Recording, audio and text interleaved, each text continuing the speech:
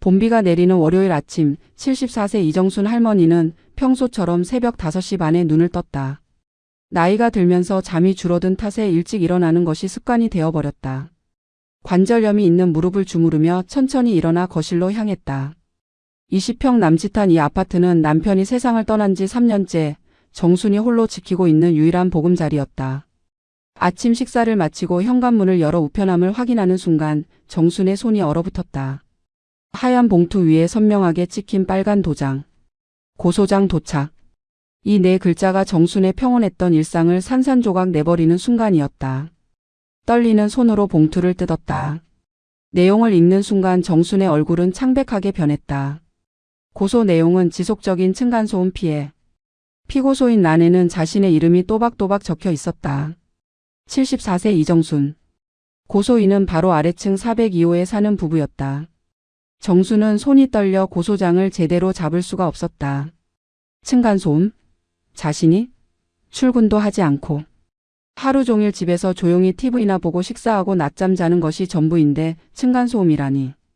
고소장에는 구체적인 피해 내용이 빼곡하게 적혀 있었다. 매일 새벽 2시에서 4시 사이 지속되는 발걸음 소리. 무거운 물건을 끄는 듯한 쿵쿵거리는 소리. 부엌에서 나는 정체불명의 소음. 피해 일지는 무려 3개월치나 되었다. 정수는 어이가 없어 헛웃음이 나왔다. 새벽 2시? 자신은 그 시간이면 깊은 잠에 빠져 있는 시간이었다. 혈압약 때문에 밤 10시면 잠자리에 들고 아침 5시 반이나 6시에 일어나는 것이 오랜 습관이었다. 정수는 황급히 휴대폰을 집어들었다. 아래층에서 보낸 문자 메시지가 수십 통 쌓여 있었다. 어젯밤에도 새벽 3시 12분에 문자가 왔다. 또 뛰시는 거죠? 더 이상은 참을 수 없습니다. 법적 조치 취하겠습니다. 정수는 자신이 잠든 시간에 보낸 문자를 보며 온몸에 소름이 돋았다. 무슨 일이 벌어지고 있는 걸까? 누가 자신을 모함하는 걸까? 아니면 아래층이 미친 건가? 거실 소파에 주저앉은 정수는 고소장을 다시 한번 천천히 읽었다. 피해액은 위자료 500만 원. 합의금을 요구하는 내용도 있었다. 정순의 눈에서 눈물이 주르륵 흘러내렸다. 남편 장례 치르고 장남한테 빌린 돈도 아직 다 못 갚았는데 500만 원이라니. 그것도 자신이 저지르지도 않은 일로. 정수는 떨리는 손으로 차 한 잔을 마시며 마음을 진정시키려 했지만 심장은 미친 듯이 뛰었다. 혈압이 오르는 것이 느껴졌다. 점심을 먹을 수도 없었다. 정수는 떨리는 다리를 이끌고 아래층 402호 초인종을 눌렀다. 심호흡을 몇 번이나 하고 나서야 겨우 손가락이 버튼에 닿았다. 몇 초의 정적 후 문이 열렸다. 30대 중반으로 보이는 남자가 차갑게 얼어붙은 표정으로 정순을 내려다봤다. 키가 180cm는 좋게 넘어 보이는 건장한 체격의 남자는 팔짱을 낀 채 문간에 서 있었다. 정순이 떨리는 목소리로 말문을 열려는 순간 안쪽에서 여자의 목소리가 들려왔다. 그 사람 맞아? 소음 내는 할머니? 30대 초반으로 보이는 여자가 남편 뒤로 다가왔다. 두 사람의 눈빛은 적대감으로 가득했다. 정수는 겨우 입을 열었다. 아래층에 피해를 드렸다니 정말 죄송한데 제가 정말 모르는 일이라서요. 혹시 오해가 있는 것 같아서 찾아뵙고. 남자가 정순의 말을 끊었다. 오해요? 할머니 저희가 CCTV로 확인했어요. 배관 소리 아닙니다. 진짜로 윗집 발걸음 소리 맞아요. 여자도 거들었다. 저희 둘 다 밤샘 근무하는 직업이에요. 집에서 일해요. 근데 매일 새벽만 되면 쿵쿵쿵 뛰어다니시잖아요. 정수는 손을 모으며 애원했다. 저는 밤 십시면 자요. 일찍 자고 일찍 일어나는 게 평생 습관이에요. 저 혼자 삽니다. 정말 새벽에 뛸 일이 없어요. 남자의 얼굴이 더욱 굳어졌다. 그럼 귀신이 뛰나요? 아니면 우리가 거짓말하는 거예요? 할머니 저희도 참을 만큼 참았어요. 3개월이에요. 3달 동안 매일 밤 시달렸어요. 여자가 휴대폰을 꺼내 보여주었다. 화면에는 소음 측정 앱이 열려 있었고 날짜별로 빼곡하게 기록된 데시벨 수치가 보였다.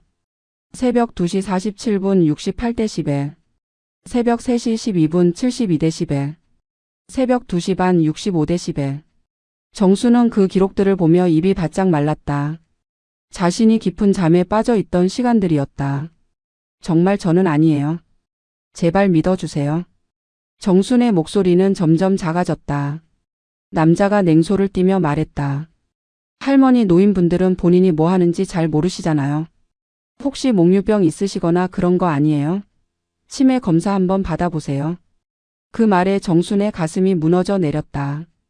여자가 마지막으로 못을 박았다. 어쨌든 저희는 이미 고소 넣었어요. 변호사도 선임했고요. 합의하실 거면 빨리 하세요. 안 그러면 법정에서 봅시다. 쾅. 문이 거칠게 닫혔다. 정수는 닫힌 문 앞에서 한참을 서 있었다. 다리에 힘이 풀려 주저앉을 것만 같았다. 엘리베이터를 타고 올라가는 내내 정순의 눈에서는 눈물이 멈추지 않았다. 집에 들어오자마자 화장실로 달려가 구역질을 했다. 억울함과 분함이 온몸을 짓눌렀다. 다음 날 아침 정수는 밤새 한숨도 못 자고 부은 눈으로 관리실을 찾았다. 혈압이 올라 머리가 지끈거렸지만 이 억울함을 그냥 넘길 수는 없었다. 관리실에는 50대 중반의 관리실장이 커피를 마시며 모니터를 보고 있었다. 정순을 보자 관리실장은 난처한 표정을 지었다. 503호 할머니시죠? 무슨 일로 오셨어요? 정순은 떨리는 목소리로 상황을 설명했다. 층간소음으로 고소를 당했다는 것, 자신은 절대 그럴 리가 없다는 것, 혹시 관리실에 신고 기록이나 다른 단서가 없는지 확인하고 싶다는 것. 관리실장은 한숨을 쉬며 컴퓨터를 켰다. 몇 번의 클릭 후 화면에 신고 기록이 떴다. 관리실장의 표정이 심상치 않게 변했다. 실은 저도 이상하다고 생각하고 있었어요. 윗집 그러니까 할머니 댁 층간소음 신고가 정말 많이 들어왔거든요. 관리실장이 모니터를 돌려 정순에게 보여주었다. 화면에는 빼곡한 신고 기록이 스크롤을 내려도 끝이 보이지 않을 만큼 쌓여 있었다. 3월 17일 새벽 2시 47분 503호 층간소음 신고. 3월 18일 새벽 3시 12분 503호 층간소음 신고. 3월 19일 새벽 2시 33분 503호 층간소음 신고. 매일같이 그것도 새벽 2시에서 4시 사이에 집중되어 있었다. 정수는 고개를 저었다. 전 그 시간에 화장실도 잘 안 가요. 밤에 일어나면 잠 못 자서 저녁 8시 이후로는 물도 안 마시고 자요. 관리실장이 난처한 표정으로 말했다. 그런데 할머니 더 이상한 게 있어요. 정순이 눈을 크게 뜨고 관리실장을 쳐다봤다. 관리실장은 다른 파일을 열었다. 건물 출입 기록이었다. 할머니 댁 출입카드 기록인데요. 신고가 들어온 시간대랑 거의 일치하게 출입 기록이 찍혀 있어요. 정수는 모니터에 더 가까이 다가갔다. 화면에는 503호 출입카드로 찍힌 새벽 시간대 출입 기록이 수십 건 나열되어 있었다. 3월 17일 2시 43분 입실. 3월 18일 3시 8분 입실. 3월 19일 2시 29분 입실. 관리실장이 조심스럽게 말했다. 할머니 혹시 밤에 외출하시거나 그러시나요? 정수는 황당해서 말문이 막혔다. 아니요, 저는 밤에 절대 외출 안 해요. 무릎이 안 좋아서 낮에도 잘 안 나가는데 밤에 나갈 리가 있나요? 관리실장도 고개를 갸우뚱했다. 그럼 정말 이상한데요? 출입카드가 2개 발급되어 있으니까 혹시 하나를 어디 두셨거나 아니면. 그 말에 정순의 머릿속에 번개가 친 것처럼 무언가가 스쳤다. 몇 달 전 대청소를 했을 때였다. 서랍장을 정리하다가 출입카드가 평소 두던 곳에 없어진 것을 발견했다. 그때는 집 어딘가에 떨어뜨렸겠지 하고 대수롭지 않게 넘겼다. 어차피 예비카드가 하나 더 있었으니까. 하지만 지금 생각해보니 그때부터였다. 아래층 부부의 태도가 이상해지기 시작한 것이. 복도에서 마주치면 째려보듯 쳐다보던 것이. 정수는 온몸에 소름이 돋았다. 출입카드가 도난당한 건가? 누군가 자신의 카드로 집에 들어오고 있는 건가? 정수는 집으로 돌아와 서랍이란 서랍은 모조리 뒤졌다. 옷장, 신발장, 부엌 찬장까지 샅샅이 뒤졌지만 잃어버린 출입카드는 나오지 않았다. 분명히 어딘가에 있을 거라는 희망은 점점 사라졌다. 정수는 소파에 주저앉아 머리를 감싸 쥐었다. 누군가 자신의 출입카드를 가지고 있다. 그 사람이 새벽마다 자신의 집에 들어오고 있다. 그 생각만으로도 숨이 막혔다. 관리실장의 말이 계속 머릿속을 맴돌았다. 출입 기록은 거짓말을 하지 않는다. 503호 출입카드로 새벽마다 누군가 이 집에 들어왔다. 그리고 그 시간이 정확히 아래층 층간소음 신고 시간과 일치한다. 그렇다면 자신이 잠든 사이 누군가 이 집에 침입해서 돌아다니고 있다는 뜻이었다. 정수는 온몸이 부들부들 떨렸다. 저녁 식사도 목으로 넘어가지 않았다. 평소 즐겨보던 드라마도 눈에 들어오지 않았다. 해가 지고 어둠이 내리자 공포가 엄습했다. 자신이 잠든 사이 누군가 이 집에 들어온다. 자신의 침대 곁을 지나다닌다. 자신의 부엌을 뒤진다. 상상만 해도 끔찍했다. 정수는 현관문을 다시 한번 확인했다. 도어락이 제대로 잠겼는지 체인도 걸어두었다. 밤 10시가 되었지만 정수는 잠들 수 없었다. 평소라면 약을 먹고 골아떨어졌을 시간이었다. 하지만 오늘은 달랐다. 정수는 일부러 약을 먹지 않고 거실 소파에 앉아 있기로 했다. 불을 모두 끄고 암흑 속에서 숨을 죽였다. 만약 정말 누군가 들어온다면 직접 확인해야 했다. 그래야 이 억울한 누명을 벗을 수 있었다. 시계 초침 소리가 유난히 크게 들렸다. 밤 11시, 12시, 1시가 지나갔다. 정수는 졸음과 싸우며 버텼다. 몸은 피곤했지만 긴장감이 잠을 쫓아냈다. 새벽 2시가 가까워지자 정순의 심장은 미친 듯이 뛰기 시작했다. 귀를 쫑긋 세우고 조그마한 소리에도 집중했다. 바람소리, 배관소리, 이웃집에서 들려오는 희미한 TV 소리. 모든 것이 평소와 같았다. 새벽 2시 40분. 그때였다. 아주 미세한 금속 마찰음이 현관 쪽에서 들려왔다. 정수는 온몸이 얼어붙었다. 소름이 쫙 돋으며 등골이 오싹해졌다. 그 소리는 분명 도어락을 여는 소리였다. 출입카드를 리더기에 대는 삑 소리. 그리고 손잡이가 천천히 돌아가는 소리. 정수는 심장이 터질 것만 같았다. 누군가 정말 들어오고 있었다. 정수는 황급히 안방으로 들어가 문 뒤에 숨었다. 문틈 사이로 거실을 내다봤다. 현관문이 조심스럽게 열리고 어두운 그림자가 안으로 들어왔다. 남자였다. 키가 크고 건장한 체격의 남자가 신발을 벗지도 않고 집 안으로 들어섰다. 정수는 비명을 지르고 싶었지만 목소리가 나오지 않았다. 공포에 질려 숨소리조차 내지 못하고 벌벌 떨며 지켜볼 수밖에 없었다. 남자는 휴대폰 손전등을 켜고 집 안을 둘러보기 시작했다. 발걸음은 조심스러웠지만 분명히 인간의 움직임이었다. 거실을 지나 부엌으로 향했다. 냉장고를 여는 소리가 들렸다. 찬장을 뒤지는 소리도 들렸다. 정수는 온몸이 땀으로 흠뻑 젖었다. 공포와 분노가 동시에 치밀어 올랐다. 저 남자가 새벽마다 자신의 집에 침입해서 층간소음을 낸 것이다. 자신은 그 시간 내내 잠들어 있었고 아래층은 윗집 할머니가 뛰어다닌다고 착각한 것이다. 정수는 떨리는 손으로 침대 옆 탁자에 놓인 휴대폰을 집어들었다. 경찰에게 전화하려고 누르려는데 손가락이 제대로 움직이지 않았다. 몇 번을 시도한 끝에 겨우 통화 버튼을 눌렀다. 경찰서입니까? 지금 제 집에 도둑이 들었어요.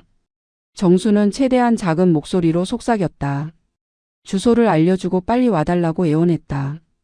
경찰은 순찰차를 바로 보내겠다고 했다. 전화를 끊은 정수는 문 뒤에서 계속 숨을 죽이고 지켜봤다. 남자는 부엌을 뒤지고 나서 거실로 돌아왔다. 서랍장을 열고 뒤지는 소리가 들렸다. 현금을 찾는 것 같았다. 정수는 이를 악물었다. 수중에 있는 돈이 많지 않았지만 그나마 비상금으로 모아둔 50만 원이 거실 서랍에 있었다. 남자가 그것을 찾아내는 소리가 들렸다. 휴대폰 불빛이 서랍 안을 비추더니 뭔가를 주머니에 넣는 기척이 났다. 5분이 지났다. 10분이 지났다.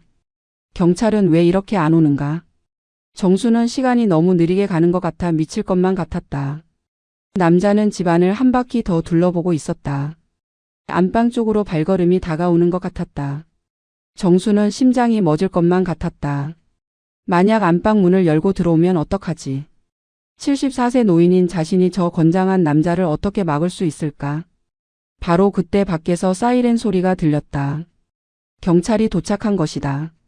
남자는 화들짝 놀라 현관 쪽으로 뛰어갔다. 하지만 이미 늦었다. 경찰들이 계단을 뛰어 올라오는 소리가 들렸다. 관리실장이 마스터키를 가지고 함께 온 것이었다. 현관문이 열리고 경찰들이 우르르 들어왔다. 움직이지 마. 손 들어. 경찰의 고함 소리가 집 안을 가득 채웠다. 정수는 안방 문을 열고 나왔다. 다리가 후들거려 제대로 걸을 수조차 없었다. 경찰 3명이 남자를 제압하고 있었다. 남자는 결국 체포되었다. 수갑이 채워지는 찰칵 소리가 들렸다. 정수는 그제야 그동안 참았던 긴장이 한꺼번에 풀리며 바닥에 주저앉았다. 관리실장이 황급히 정순을 부축했다. 할머니 괜찮으세요?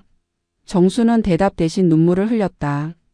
두려움, 안도감, 억울함이 뒤섞인 눈물이었다.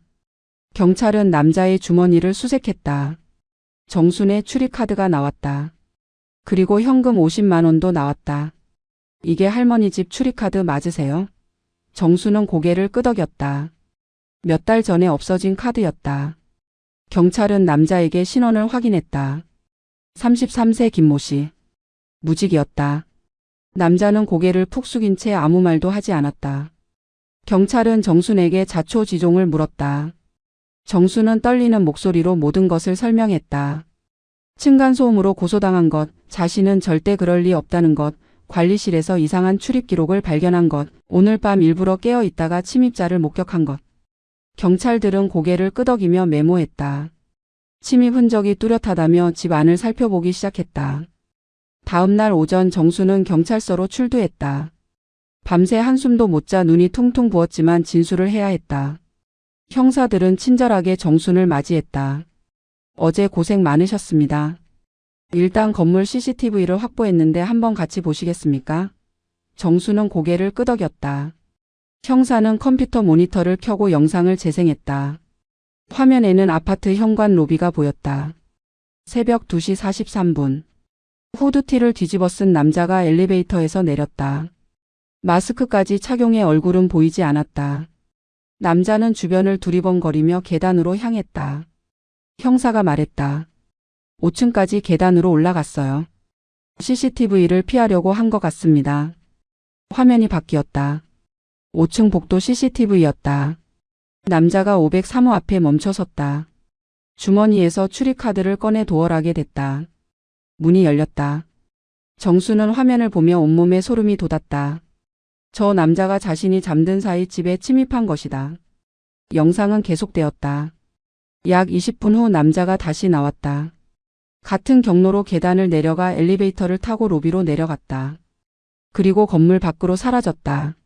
형사가 다른 날짜의 영상도 보여주었다.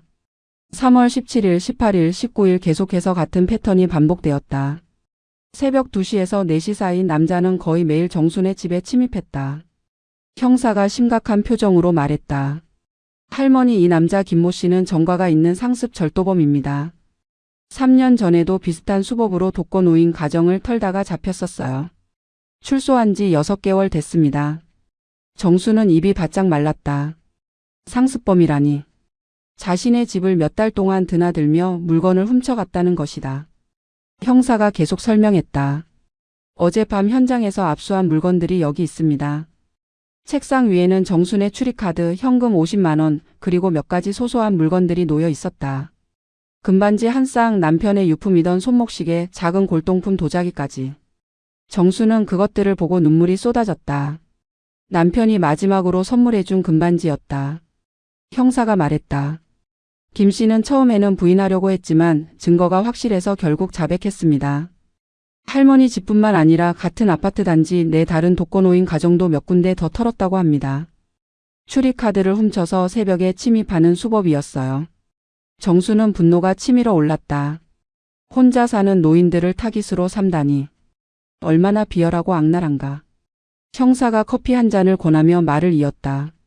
김 씨가 한 말이 있는데요. 윗집은 조용해서 털기 좋다고 주변에 자랑하고 다녔답니다. 할머니가 밤에 푹 주무시니까 들킬 걱정이 없다고요. 정수는 기가 막혀 말문이 막혔다. 자신이 조용히 생활한 것이 오히려 범죄의 표적이 된 것이다. 형사가 위로했다. 할머니, 이번 사건으로 김 씨는 특수절도, 주거침입 등으로 중형을 받을 겁니다. 재범이라 집행유예도 안 나올 거예요. 정수는 그제야 조금 마음이 놓였다. 하지만 동시에 억울함이 밀려왔다. 자신은 아무 잘못도 하지 않았는데 층간소음으로 고소당하고 치매 검사를 받으라는 소리까지 들었다. 몇 달 동안 범인 취급을 받으며 정신적 고통을 겪었다. 형사가 정순의 마음을 읽은 듯 말했다. 아래층에도 이 사실을 통보할 예정입니다. 고소는 자동으로 취하될 거예요. 할머니는 아무 잘못이 없으니 걱정하지 마세요. 정수는 고개를 끄덕였지만 가슴 한편이 답답했다. 고소가 취하된다고 해서 상처까지 치유되는 것은 아니었다. 그날 아래층 부부가 자신을 내려다보던 차갑고 적대적인 눈빛이 잊혀지지 않았다. 치매 검사를 받으라던 모욕적인 말도 귓가에 맴돌았다. 정수는 경찰서를 나와 집으로 돌아왔다. 출입카드는 새로 발급받기로 했고 도어락 비밀번호도 바꿨다. 하지만 마음속 불안감은 쉽게 사라지지 않았다. 경찰은 오후에 402호를 방문했다. 정순도 함께 동행했다. 초인종을 누르자 며칠 전과 똑같이 냉랭한 표정의 남자가 문을 열었다. 경찰복을 본 순간 남자의 표정이 미묘하게 변했다. 무슨 일이세요? 형사가 신분증을 보여주며 말했다. 503호 관련 층간소음 건으로 왔습니다. 잠깐 이야기 좀 나눌 수 있을까요? 남자는 승리한 듯한 표정을 지으며 문을 열어줬다. 드디어 경찰도 윗집 할머니가 문제라는 걸 인정한 건가 싶었던 것이다. 거실에는 여자도 앉아 있었다. 노트북으로 일을 하던 중이었는지 화면에는 복잡한 그래프들이 떠 있었다. 형사가 두 사람에게 말했다. 새벽 소음의 원인이 정확히 밝혀졌습니다. 남자가 자신만만하게 말했다. 그러니까 윗집 할머니가 맞다는 거죠? 형사가 고개를 저었다. 아닙니다. 503호 이정순 씨는 전혀 관련이 없습니다. 남자와 여자의 표정이 순식간에 굳어졌다. 뭐라고요? 형사는 노트북을 꺼내 CCTV 영상을 보여주기 시작했다. 새벽마다 후드티를 입은 남자가 5층으로 올라가는 모습. 503호에 침입하는 모습. 20분 후 나오는 모습. 영상은 반박할 수 없는 증거였다. 아래층 부부는 입을 다물지 못하고 화면을 응시했다. 여자가 떨리는 목소리로 물었다. 이게 대체 무슨? 형사가 차분하게 설명했다. 503호에 침입한 절도범입니다.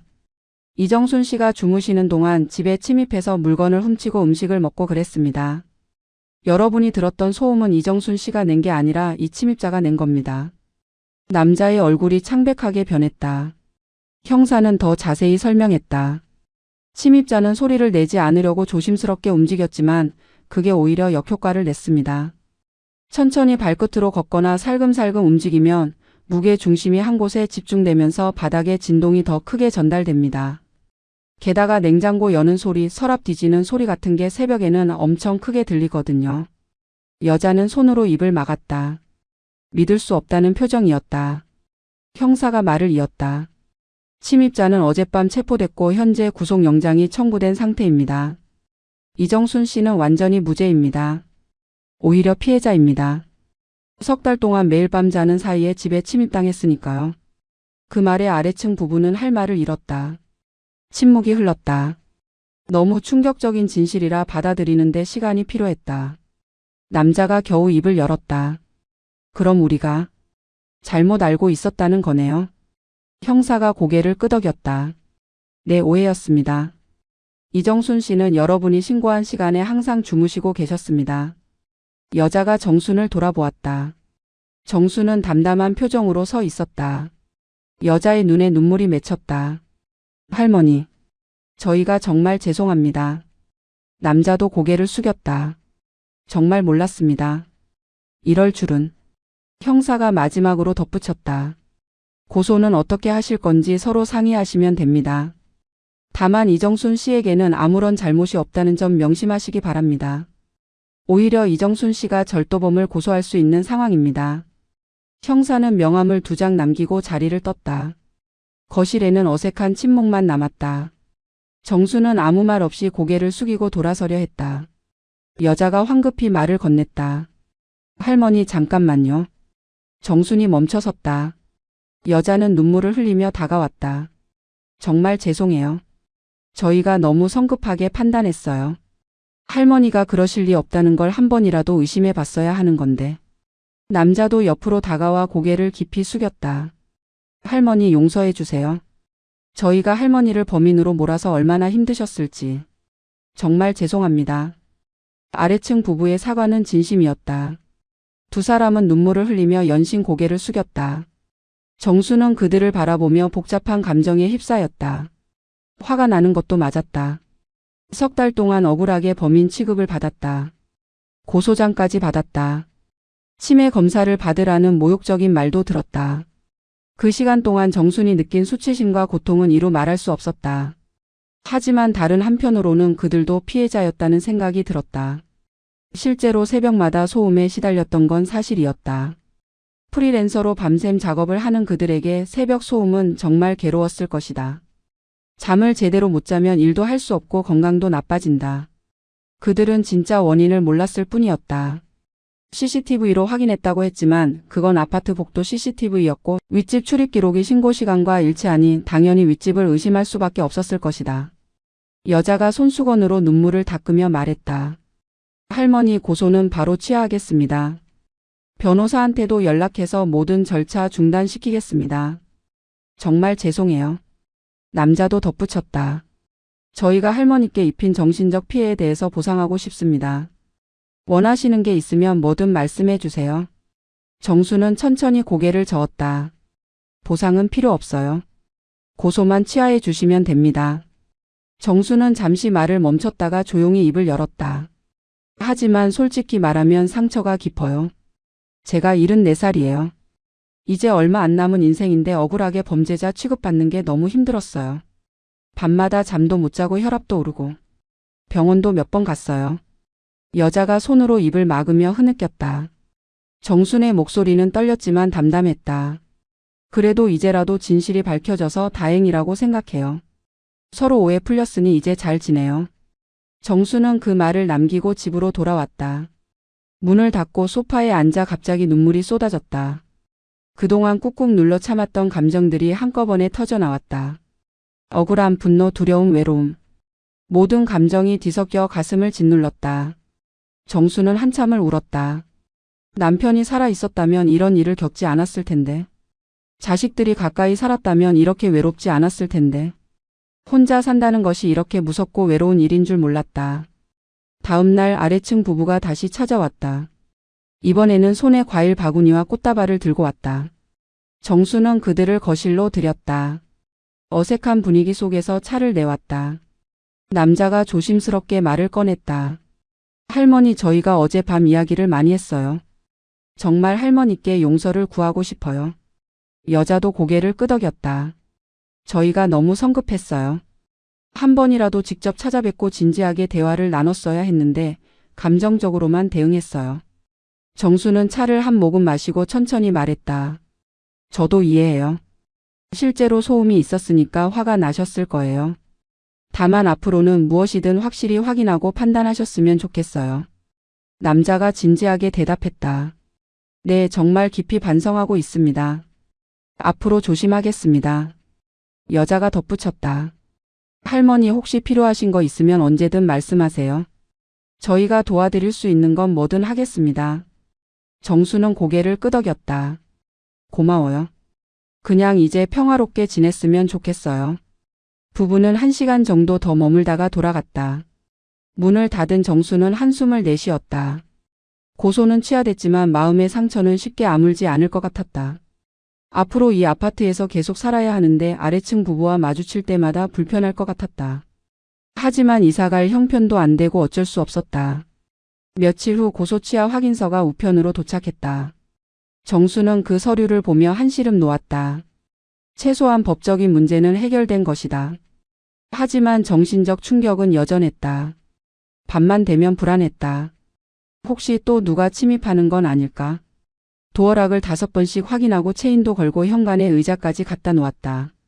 잠을 제대로 잘 수가 없었다. 조그만 소리에도 화들짝 놀랐겠다. 며칠 후 담당 형사가 전화를 걸어왔다. 할머니, 안녕하세요. 사건 처리 결과 알려드리려고 연락드렸습니다. 정수는 전화를 받으며 긴장했다.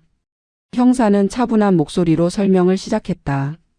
용의자 김모 씨는 주거침 입절도죄로 구속 기소됐습니다. 여죄도 추가로 밝혀졌어요. 할머니 댁뿐만 아니라 다른 곳에서도 비슷한 수법으로 범행을 저질렀습니다. 정수는 놀라서 물었다. 다른 곳도요? 형사가 대답했다. 네, 같은 수법으로 최소 15건 이상의 절도 혐의가 확인됐습니다. 주로 노인 혼자 사는 집이나 1인 가구를 타겟으로 삼았어요. 낮 시간에 아파트 단지를 배회하면서 관찰하다가 혼자 사는 집을 찾아낸 겁니다. 그리고 틈을 노려 출입카드나 열쇠를 훔치고요. 정수는 등골이 오싹했다. 이런 범죄가 이렇게 흔하다니. 형사가 심각한 목소리로 계속 설명했다. 할머니, 솔직히 말씀드리면 이런 유형의 범죄가 지금 한국에서 가장 급증하고 있습니다. 특히 고령 1인 가구를 노린 절도가 심각해요. 범인들은 한 번에 많이 훔치지 않아요. 소액만 가져가거나 냉장고 음식만 먹고 가거나 그래요. 그러면 피해자가 알아채기 어렵거든요. 할머니처럼 층간소음 문제로 번지기 전까지는 범행이 계속되는 거죠. 정수는 한숨을 쉬었다. 정말 무서운 세상이네요. 형사도 동의했다. 맞습니다. 특히 노인분들은 보안 의식이 약한 편이고 신체적으로도 약하니까 범인들이 노리는 거예요. 게다가 혼자 사시니까 누가 도와줄 사람도 없고요. 정말 비겁한 범죄죠. 형사는 잠시 말을 멈췄다가 덧붙였다. 그나마 할머니는 침입자를 직접 목격하고 신고하셔서 잡혔지만 대부분은 그러지 못해요. 계속 당하면서도 모르고 사는 경우가 많습니다. 형사가 추가로 설명했다. 용의자 진술에 따르면 할머니 집은 조용해서 털기 좋다고 주변에 떠들고 다녔대요. 노인 혼자 사니까 위험하지 않고 깊이 주무시니까 들킬 염려도 없고 게다가 혈압약 드시는 거 확인하고 더 안심했대요. 약 드시면 더 깊이 주무시니까요. 정수는 소름이 돋았다. 자신의 일상을 그렇게 세밀하게 관찰하고 있었다니. 섬뜩했다. 형사는 계속해서 범죄 수법을 설명했다. 침입자가 소리를 최소화하려고 조심스럽게 움직였는데 그게 오히려 문제였습니다. 보통 사람이 걸을 때는 발 뒤꿈치부터 발바닥 전체로 무게를 분산시켜요. 그런데 침입자는 발끝으로만 살금살금 걸으니까 무게 중심이 한 점에 집중됐어요. 그러면 바닥에 전달되는 진동이 오히려 커지고 더 날카로운 소리가 나는 겁니다. 특히 새벽 정적 속에서는 더 크게 울려 퍼지고요. 정수는 고개를 끄덕였다. 그래서 아래층에서 그렇게 큰 소리로 들렸던 거군요. 형사가 맞다고 대답했다. 네, 게다가 냉장고 여는 소리, 서랍 뒤지는 소리, 이런 생활 소음들은 새벽에 엄청나게 크게 들립니다. 낮에는 주변 소음에 묻혀서 잘 안 들리지만 밤에는 다르거든요. 아래층에서는 당연히 윗집 할머니가 일어나서 움직이는 줄 알았을 겁니다. 출입 기록도 503호로 찍혔으니까 의심할 여지가 없었던 거죠. 형사가 조심스럽게 물었다. 할머니, 집에서 불안하시진 않으세요? 혹시 상담이나 치료가 필요하시면 말씀하세요. 피해자 지원 프로그램이 있습니다. 정수는 잠시 생각하다가 대답했다. 아직은 괜찮아요. 그냥 조심해서 살겠습니다. 형사가 당부했다. 할머니, 절대 혼자 끙끙 앓지 마시고 불안하시면 언제든 연락 주세요. 그리고 보안은 철저히 하시고요. 출입카드도 새로 발급받으시고 도어락 비밀번호도 바꾸세요. 정수는 고맙다고 인사하고 전화를 끊었다. 혼자 거실에 앉아 창밖을 내다봤다. 평화로워 보이는 아파트 단지. 하지만 그 안에는 이렇게 무서운 범죄가 일어나고 있었다. 노인 혼자 산다는 이유만으로 범죄의 타겟이 되는 세상. 정수는 씁쓸한 마음이 들었다. 나이 들어 약해진다는 게 이렇게 위험한 일인 줄 몰랐다. 사건이 완전히 마무리되고 한 달이 흘렀다. 정순의 집은 완전히 달라져 있었다. 현관문에는 최신형 디지털 도어락이 설치되었고 이중 잠금 장치에 체인까지 2개나 달렸다. 현관 천장에는 작은 CCTV가 빨간 불을 깜빡이며 24시간 녹화 중이었다. 거실 창문에도 방범창이 추가로 설치되었다. 아들이 비용을 부담했다. 엄마 혼자 계시는데 이런 일을 겪으셨으니 당연한 거라고 했다. 정수는 처음으로 아들에게 고맙다는 말을 여러 번 했다. 관리실과는 비상 연락망이 구축되었다. 정순의 휴대폰에는 관리실 직통번호가 단축번호 1번으로 등록되어 있었다. 관리실장은 매일 저녁 9시에 안부 전화를 걸어주기로 했다. 혹시 이상한 일이 있으면 언제든 연락하라고 했다. 아파트 입주자 대표 회의에서도 이번 사건을 심각하게 받아들여 건물 전체의 보안을 강화하기로 결정했다. 각 층 복도에 CCTV가 추가 설치되었고 야간 경비 인원도 2명으로 늘어났다. 정수는 하루하루가 조금씩 달라지는 것을 느꼈다. 처음 며칠간은 여전히 밤만 되면 불안했다. 작은 소리에도 깜짝 놀라 깨어났고 현관문을 몇 번씩 확인하러 나갔다. 악몽도 자주 꾸었다. 검은 그림자가 침대 옆에 서 있는 꿈, 누군가 자신을 쫓아오는 꿈. 새벽에 식은땀을 흘리며 깨어나는 날이 많았다. 그럴 때마다 정수는 거실로 나가 따뜻한 물을 마시며 마음을 진정시켰다. 그리고 스스로에게 말했다. 이제 안전하다고. 그 남자는 감옥에 있다고. 집은 철통같이 지켜지고 있다고. 아래층 402호 부부와의 관계도 서서히 회복되었다. 처음에는 서로 어색했다. 복도에서 마주치면 눈인사만 하고 지나쳤다. 하지만 일주일쯤 지나자 여자 쪽에서 먼저 말을 걸어왔다. 할머니 요즘은 괜찮으세요? 잠은 잘 주무시고요? 정수는 괜찮다고 많이 좋아졌다고 대답했다. 여자의 눈가가 붉어졌다. 정말 죄송해요. 저희가 너무 섣불리 판단했어요. 정수는 고개를 저었다. 어쩔 수 없었던 일이라고 자신도 그 상황이었다면 오해할 수 있었을 거라고 말했다. 며칠 후 402호 부부가 과일 바구니를 들고 찾아왔다. 남자도 함께였다. 두 사람은 정순 앞에 앉아 진심으로 사과했다. 할머니께 너무 큰 상처를 드렸습니다. 저희가 정말 잘못했어요. 정수는 그들의 진심을 느낄 수 있었다. 괜찮다고 이제 다 지난 일이라고 말했다. 여자가 울먹이며 말했다. 저희도 그날 밤 경찰차 소리 듣고 얼마나 놀랐는지 몰라요. 설마 할머니 댁에 도둑이 들었다는 걸 알고는 정말 충격이었어요. 남자도 고개를 숙였다. 치매 검사 받으라고 한 말 정말 죄송합니다. 너무 감정적으로 대했어요. 정수는 그들을 용서했다. 사실 미워할 수만은 없었다. 그들도 피해자였으니까. 석 달 동안 매일 밤 시달린 것도 사실이었고 그 소음이 진짜로 윗집에서 나는 것처럼 들렸을 것이다. 누구나 그런 상황에서는 화가 날 수밖에 없었을 것이다. 정수는 차를 내왔고 세 사람은 한참 동안 이야기를 나눴다. 이제는 서로를 이해하게 되었고 오히려 이 일을 계기로 더 가까워진 것 같았다. 매주 화요일 오전 정수는 아파트 단지 내 경로당에 나가기 시작했다. 예전에는 사람들과 어울리는 것이 귀찮아 거의 가지 않았었다. 하지만 이번 일을 겪고 나니 혼자 있는 것이 두려워졌다. 경로당에는 비슷한 나이대의 할머니 할아버지들이 많았다. 처음에는 어색했지만 곧 친해졌다. 정순의 사연이 아파트 단지 전체에 알려져 있었기 때문에 사람들은 정순을 보면 안부를 물었다. 많이 놀라셨죠? 이제는 괜찮으세요? 정순은 그럴 때마다 고맙다고 인사했다.